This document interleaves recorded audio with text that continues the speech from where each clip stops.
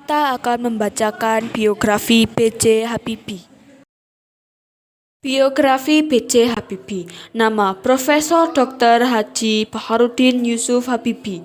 Panggilan populer B.J. Habibie. Istri: Hasri Ainun Besari. Tempat tanggal lahir: Parepare 25 Juni 1936. Masa jabatan Presiden: 21 Mei 1998 sampai 20 Oktober 1999.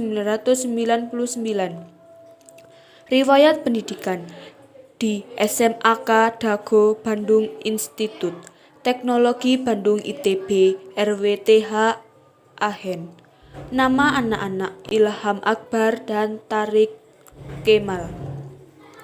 Baharudin Yusuf Habibie merupakan anak keempat dari 8 bersaudara. Pasangan Alwi Abdul Jalil Habibie dan R.A. Tuti Marini Puspowardojo. Ayahnya yang berprofesi sebagai ahli pertanian yang berasal dari etnis Gorontalo, sedangkan ibunya berasal dari etnis Jawa. Alwi Abdul Jalil Habibie memiliki marga Habibie, salah satu marga asli dalam struktur sosial Pohalaa di Gorontalo. Sementara itu, R.A. Tuti Marini Puspowardojo merupakan anak seorang dokter spesialis mata di Yogyakarta, dan ayahnya yang bernama Puspowardojo bertugas sebagai pemilik sekolah. Marga Habibie dicatat secara historis berasal dari wilayah Kalbila, sebuah daerah di Kabupaten Bone Bolango, Provinsi Gorontalo.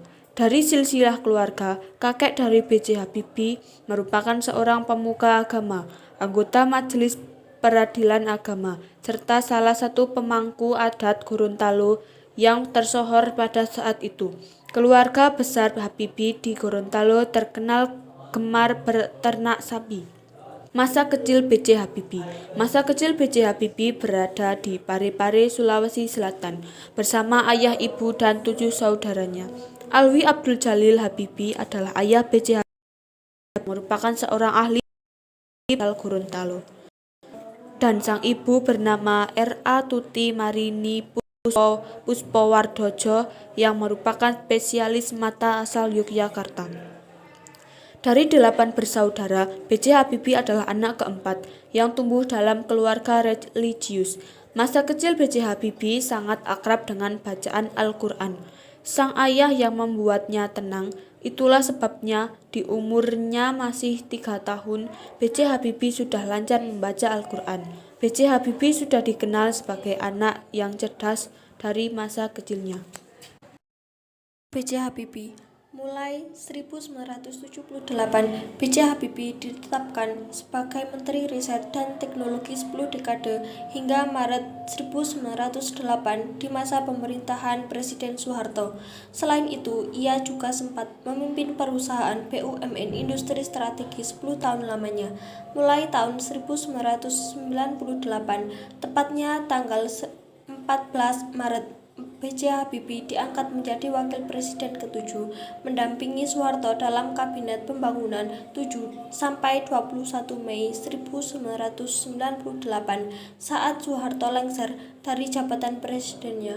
Kiprah Habibie sebagai Wakil Presiden cukup singkat, yang dapat kamu baca ada buku seri Pemimpin Bangsa, B.J. Habibie, Wapres Orde Baru terakhir.